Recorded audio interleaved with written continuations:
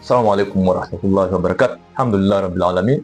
Wassalatu wassalamu ala rasulillahi Muhammadin sallallahu alayhi wasallam.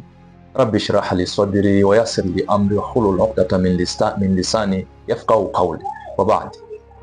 Ndugu zangu, kwa mara nyingine tena nimejitokeza kwa ajili ya kadhia yetu ya mgogoro unaohusu taasisi unaohodhi msikiti wa Manyema.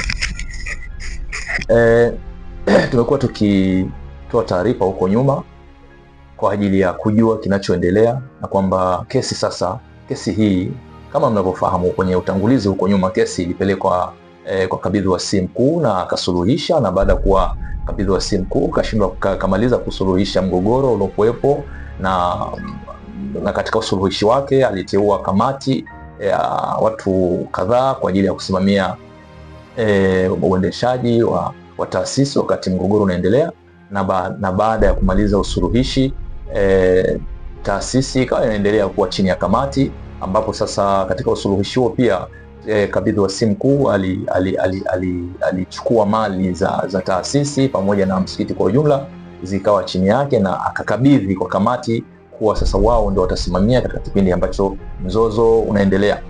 Baada ya hapo basi tukatarajia kwamba atarejesha taasisi pamoja na mali zake kwa wanachama, na ili mambo mengine yaweze kuendelea.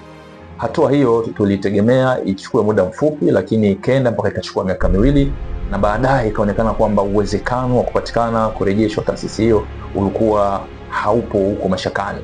Hivyo kutokana na jitihada kushindikana, ndipo tukaamua kumpeleka yeye kabidhi wasi mahakamani pamoja na kamati yake, na tumefanya hivyo kwa sababu ndio utaratibu kwamba tunaposhindwa kupata haki basi tunakwenda mahakamani.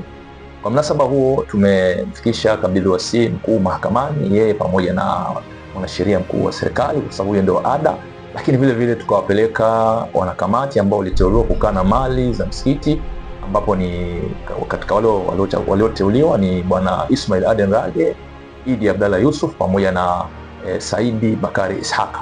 Hawa ndio miongoni mwa watu ambao tuliwafikisha mahakamani, na ni maombi ambayo tuliomba mahakama iweze kutumia mamlaka iliyonayo tuweze kurejeshewa taasisi yetu au msikiti unaohodhi msikiti wa Manyema. Kwa mantiki hiyo, mashtaka yamepelekwa katika mahakama kuu masjala ndogo Dar es Salaam, na ni kesi namba 6950 ya mwaka 2026, ambapo ipo mbele ya Mheshimiwa Jaji Mbagwa. Kwa mantiki hiyo tunaleta taarifa hii kwa ajili ya kutoa taarifa wanachama pamoja na wasikilizaji mbalimbali, ili waweze kuelewa sasa mgogoro huu umefikia wapi na kinachojiri sasa hivi. Kwa hivyo kesi kama tulivyosema ilianza kutajwa tarehe 12 mwezi wa 3 2026, ikaja tena ikatajwa tarehe 8 mwezi wa 5 mwaka 2026, ikatajwa pia tarehe 12 mwezi wa 6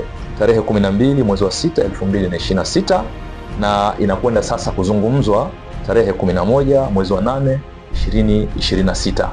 Hapa kwenye kuzungumzwa kidogo tunabidi tupate ufafanuzi, ni kwamba baada ya kupeleka kesi pale mahakamani, kamati ambayo ni sehemu ya mabwana Ismail Aden Rage, Idi Abdalla Yusuf pamoja na Saidi Bakari Ishaka waliweka pingamizi, na kwa hivyo basi ikabidi kesi isimame ili pingamizi lao liweze kusikilizwa, na hivyo basi pingamizi litaenda kusikilizwa. Ndio hapo tunaposema itakuwa ni tarehe 11 mwezi wa 8 2026, na baada ya pingamizi hilo kukamilika na kutolewa maamuzi, ndipo sasa tutaanza kusikilizwa. Kwa hayo machache tulipenda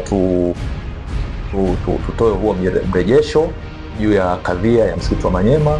Inshallah hayo ndiyo yanayoendelea, wanapojala yake Mola. Tutaraji kwamba mahakama itayapitia na kuweza kutoa maamuzi kwa mujibu wa uwezo wake. Kwa haya machache ningependa kuwashukuru kwa usikivu wenu, na sina mengi zaidi. Assalamu alaikum warahmatullahi wabarakatuh.